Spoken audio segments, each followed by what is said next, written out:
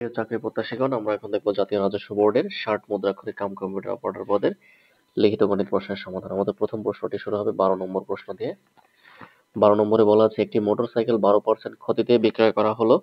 যদি বিক্রয় মূল্য 1200 টাকা বেশি হতো তবে 8% লাভ হতো।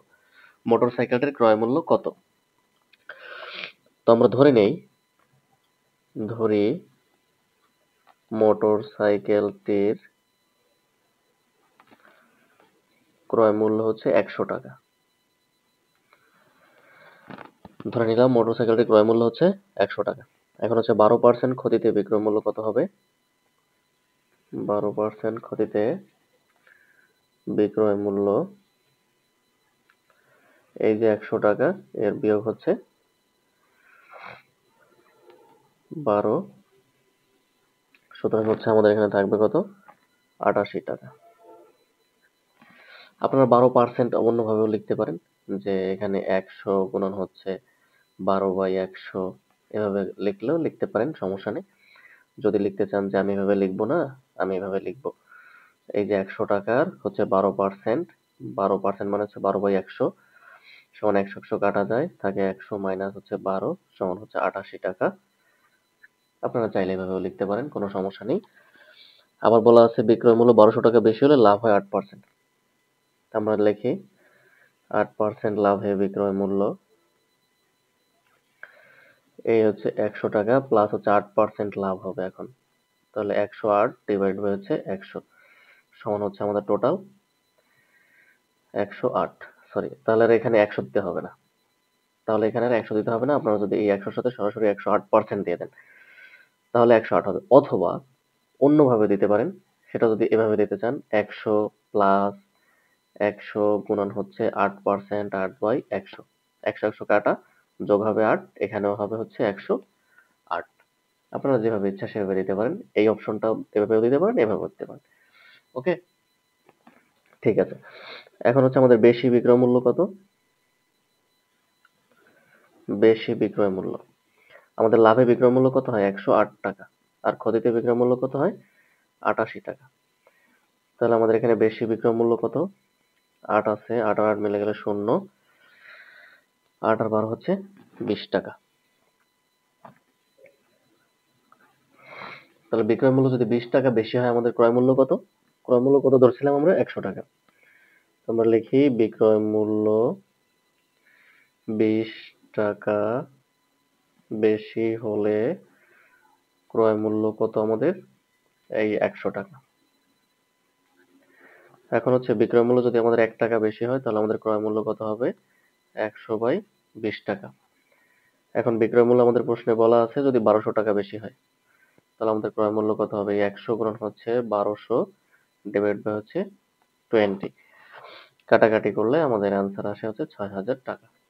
তাহলে আমাদের এই মোটরসাইকেলটির আমাদের ক্রয় মূল্য কত? ক্রয় মূল্য হচ্ছে 6000 টাকা। এটাই হচ্ছে অ্যান্সার। পরবর্তী প্রশ্ন হচ্ছে 15 নম্বর প্রশ্নে বলা আছে একটি আয়তক্ষেত্রের দৈর্ঘ্য 5% বৃদ্ধি করলে তার ক্ষেত্রফল শতকরা কত বৃদ্ধি পাবে? তো আমরা ধরি আয়তক্ষেত্রের দৈর্ঘ্য হচ্ছে 20 মিটার। আবার আয়তক্ষেত্রের প্রস্থ ধরি, আমরা প্রস্থ ধরি হচ্ছে 5। সুতরাং আমাদের আয়তক্ষেত্রের ক্ষেত্রফল কত হবে?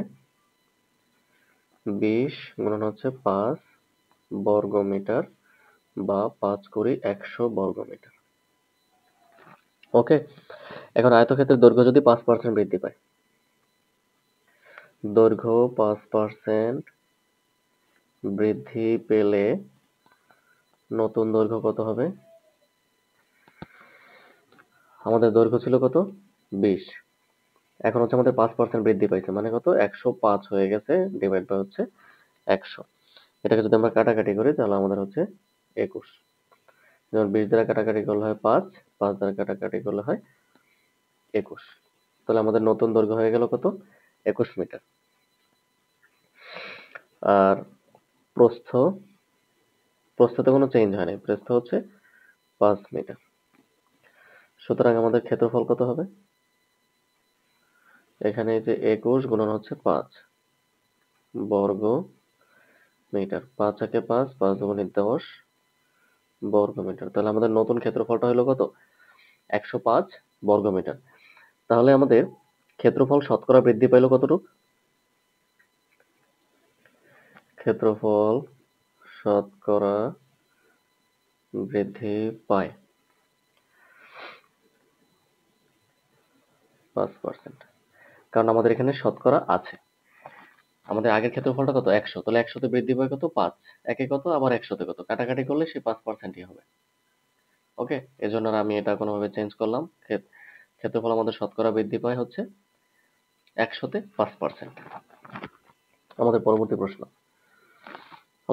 প্রশ্ন হচ্ছে ১৬ নম্বর প্রশ্নে বলা আছে একটি বৃত্তাকার মাঠের ব্যাস ১২৪ মিটার। মাঠের সীমানা ঘেঁষে ৬ মিটার চওড়া একটা রাস্তা আছে। রাস্তার ক্ষেত্রফল কত? তো আমরা ধরি এটা হচ্ছে একটা বৃত্তাকার মাঠ, এর ব্যাস হচ্ছে ১২৪। ওকে, তো এখানে দেওয়া আছে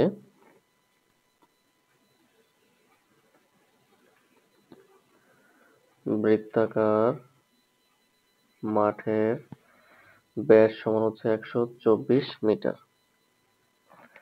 সুতরাং বৃত্তাকার মাঠের ব্যাসার্ধ ১২৪ ভাগ হচ্ছে ২ সমান হচ্ছে ৬, ৬২ মিটার। এখন বলা আছে এই বৃত্তাকার মাঠের পাশ ঘেঁষে ৬ মিটার চওড়া একটা রাস্তা আছে। বৃত্তাকার মাঠের পাশ ঘেঁষে ৬ মিটার চওড়া একটা রাস্তা আছে, মানে এ পাশেও ৬, সব পাশেই ৬। হ্যাঁ, ৬ মিটার চওড়া একটা রাস্তা আছে।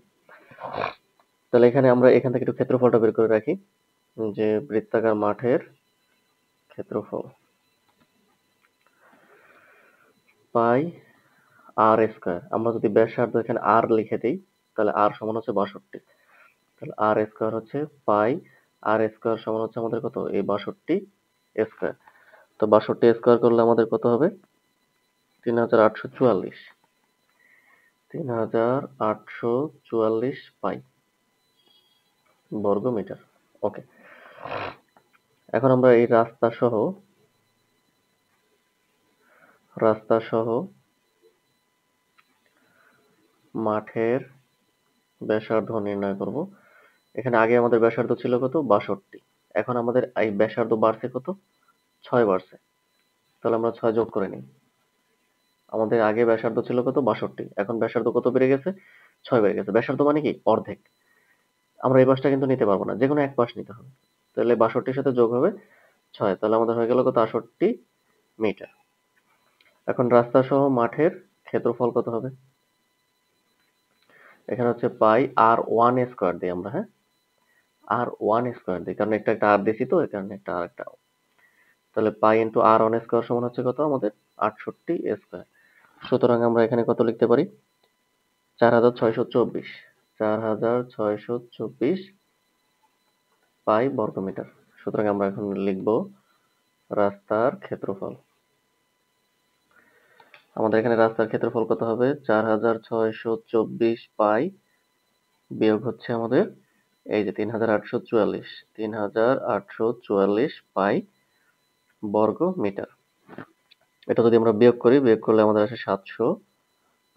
আর পাইয়ের মান কত? 3.1416। এটা যদি আমরা গুণ করলে হচ্ছে আমাদের এখানে আসবে ২৪৫০.৪৪ বর্গ মিটার। এটা কিন্তু ২৪০০। তো এটাই হচ্ছে আমাদের রাস্তার ক্ষেত্রফল। আমাদের পরবর্তী প্রশ্ন হচ্ছে ১৭তে বলা আছে একটি ঘরের মেঝের দৈর্ঘ্য ৪ মিটার, প্রস্থ ৩.৫ মিটার এবং উচ্চতা হচ্ছে ৩ মিটার এবং দেওয়ালগুলো হচ্ছে ১৫ সেন্টিমিটার পুরু। ৪ দেওয়ালের আয়তন কত? আমাদের ৪ দেওয়ালের আয়তন নির্ণয় করতে বলা হয়েছে। তো এখানে আমাদের দেওয়া আছে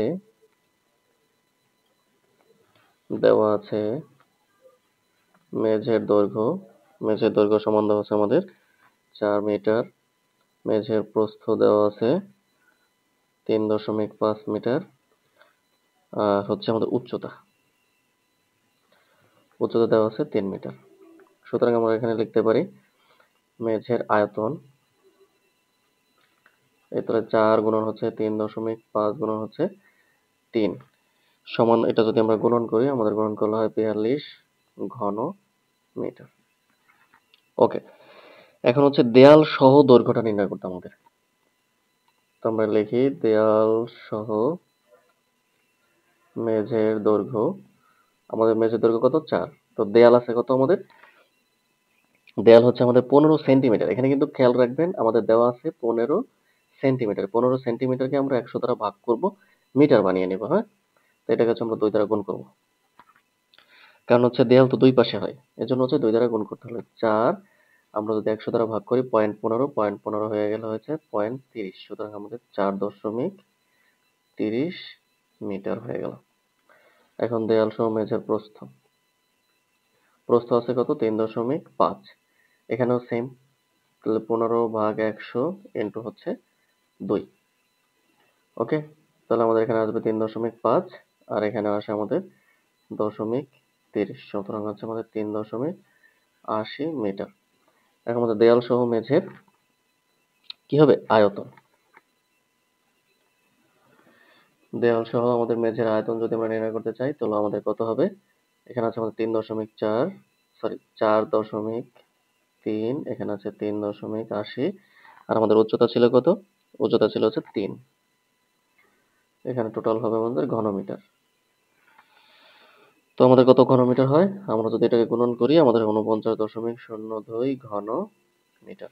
এখন হচ্ছে আমাদের 4 দেওয়ালের আয়তন। আমাদের প্রশ্নে জানতে চাওয়া হয়েছে কি 4 দেওয়ালের আয়তন কত?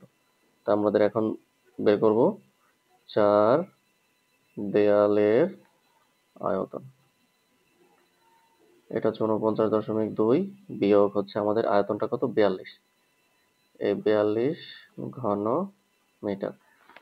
তো এখানে আমাদের থাকবে হচ্ছে 7.02 ঘন মিটার। এটি হচ্ছে আমাদের এই প্রশ্নের উত্তর। তো ধন্যবাদ বন্ধুরা, আমাদের ম্যাথের সলিউশনগুলো যদি আপনাদের ভালো লাগে অবশ্যই আমাদের চ্যানেলটাকে সাবস্ক্রাইব করবেন, আমাদের সঙ্গেই থাকবেন। ধন্যবাদ।